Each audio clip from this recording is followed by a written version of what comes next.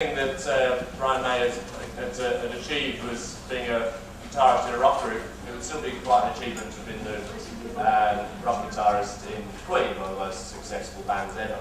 But of course, he's also started a PhD decades ago.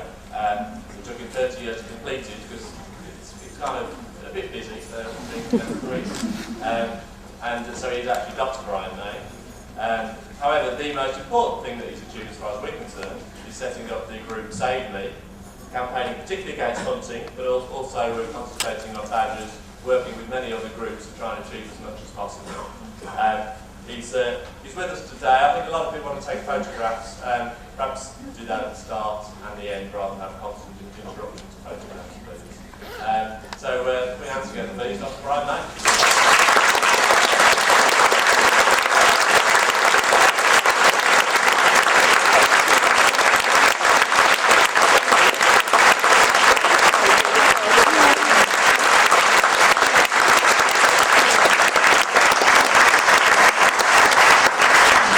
Wow.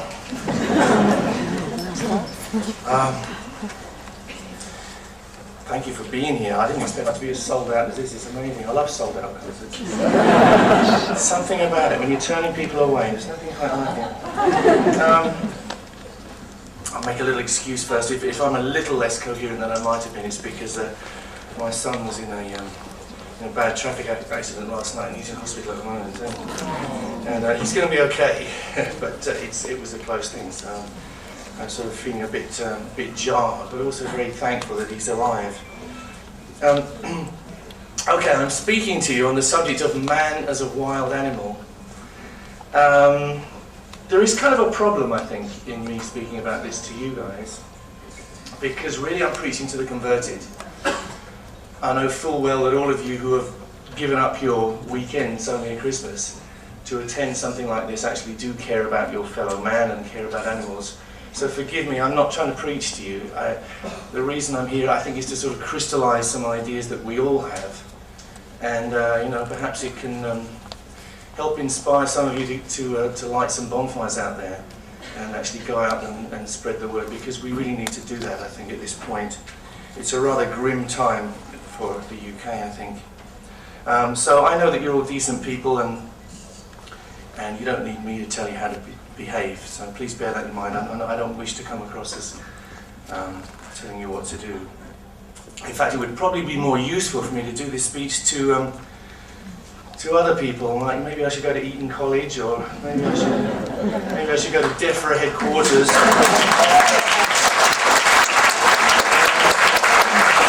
Maybe I should go and see Mr. Cameron.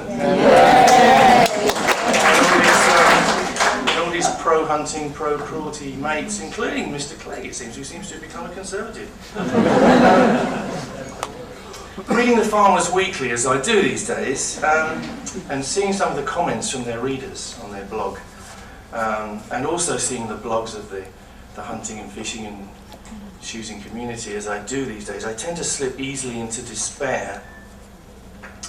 And it's difficult not to do that. It's very necessary to keep some optimism in this kind of business, and sometimes it's hard because it's apparent that there are still hordes of people out there in 2010 who absolutely think it is cool to use and abuse animals in any way they choose.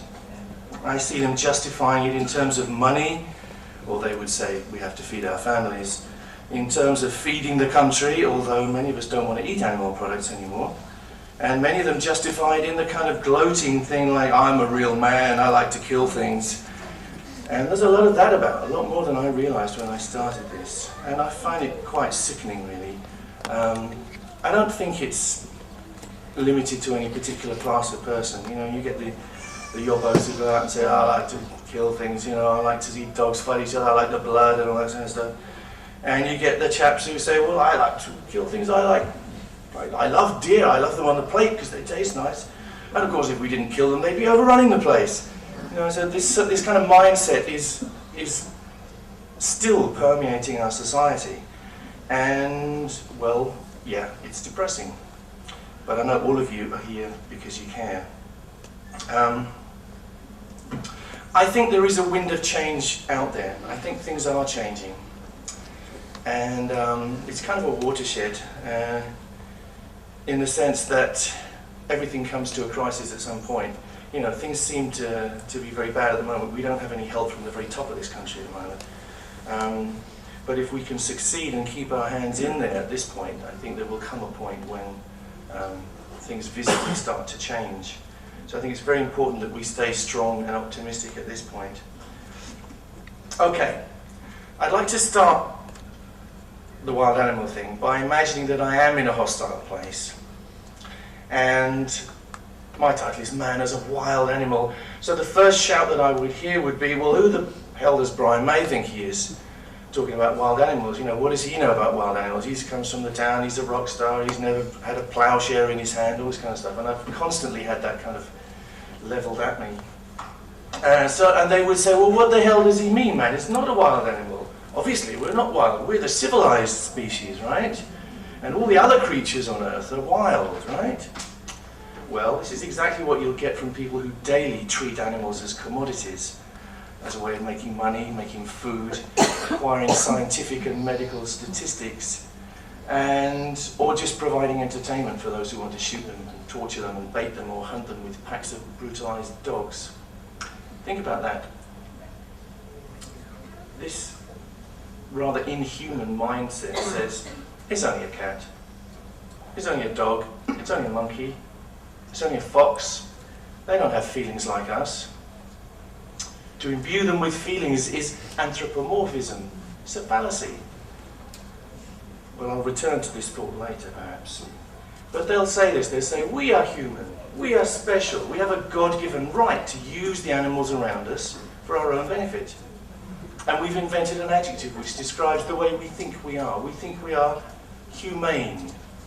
And no animal can be humane like us, because we have consciousness. Well, whether or not you believe that the Earth and all its creatures were created in 7 days, or if you believe in the amazing Darwinian evolutionary theory of creation, I think most people would agree that only 100,000 years ago or so, the Earth was populated by an amazing diversity of creatures, all living in balance.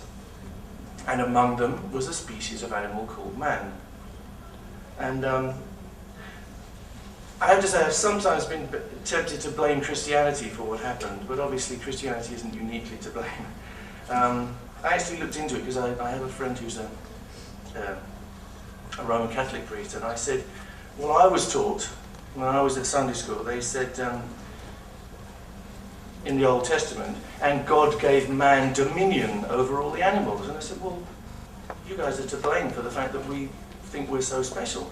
And he said to me, he said, I'm reliably informed that the text from which this was translated, which I think is Aramaic, actually can be much better interpreted as saying, and God entrusted man with the care of all the creatures on earth. Now, if this is so, man's made a bloody terrible job of it. I was at a meeting, Claire and I were at a meeting recently of the BUAV, the Anti-Vivisection Society, I'm sure you know them, hosted by the wonderful Caroline Lucas, Green Party MP for Brighton. And the world-famous zoologist Ian Redmond, OBE, was speaking. And he spoke of changing attitudes in the scientific world. He noted that only a generation ago, any biologist attributing maternal feelings leading to maternal behavior in a monkey would be drummed out of the scientific community. He would be accused of being anthropomorphic and never taken seriously as a scientist again. He said this is no longer the case. Recent mapping of genomes has revealed the uncanny similarity of human makeup to that of primates, and only a little less closely to many of the other mammals, such as mice and rats. And it's now pretty much accepted in the scientific world that the idea that over here humans think and behave rationally, but animals over here act on instinct, is really not supportable anymore. In fact, modern science tends to start from the point of view that man is an animal, and it's much more informative to study animal behavior in humans rather than to look for human behavior in other creatures. So this looks good. But the truth is that all the success man has had in colonizing the planet Earth, he's still very little changed from the truly wild Homo erectus as he emerged about, I think, 100,000 years ago. Now, can I support this view? Are we very different from those cavemen? Well, I would say the veneer of logic and reason and civilization in humans is amazingly thin. This is kind of anecdotal. I'm not being a scientist at the moment, but just bear with me for a second. If you've ever been in a situation of potential disaster, you'll know what I'm talking about. I remember being on a tropical island some years ago, and suddenly there was a hurricane warning, and there was a Hurricane Andrew actually heading straight towards the island. And the prediction was that the island would be completely destroyed and lives may be lost. Well, a bunch of holidaymakers all being nice to each other suddenly turned into something very different. Everybody's pushing and shoving and jockeying for position, and everybody was prepared to push everybody else out of the way to try and get on the few planes that were supposedly going to get us off this island. And it turned very ugly very quickly. Who would get on the plane? Who would be saved from destruction? And suddenly it really seemed like life and death, and the survival of the strongest. Eventually most of the holidaymakers did get off, and I'll never forget the moment when we sat on the plane just about to take off, and the air hostess came around and said, "Would you like tea or coffee, sir?" Because suddenly the most important decision you have to make is whether you have tea or coffee rather than life or death for your kids. I think there are many places where you don't have to look very far to see what we might call animal behaviour in us, or what might be called instinctive behaviour, if we want to call it that. What are the most important things we all think about? Well, survival is one. And if we're walking home and somebody looks threatening or lurches up to us in a threatening way, we don't spend a lot of time analysing the situation. We act pretty instinctively. The fight or flight reaction starts in our bodies. We feel adrenaline pumping, and we either attack this person or we run. It's the fight or flight thing. That's a very instinctive reaction and very important to us. But it applies in a generalised way to the way we behave in the world. There's so much irrational fighting and running going on in the world, quite apart from what logic would tell us. We know this from the fact that we still fight wars over things we shouldn't be fighting about. What else do we think about? Well, the male part of the human race is supposed to think about sex every 5 minutes. I thought you'd laugh at that. But obviously not, I don't think it's much of an exaggeration, really. That's the way we're programmed.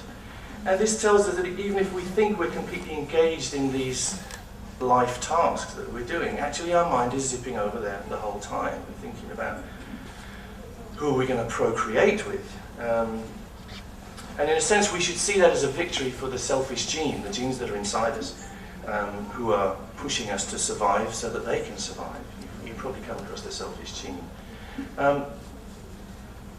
This might seem slightly sort of trivial as an observation, that we think about sex all the time.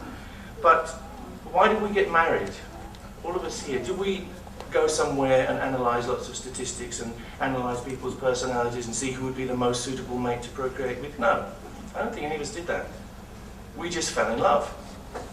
And it was an incredibly instinctual thing. We suddenly thought, this is the person I want to have babies with, this is the person I want to spend the rest of my life with. And there was no analysis involved. And this is exactly the way animals behave, of course. They mate instinctively.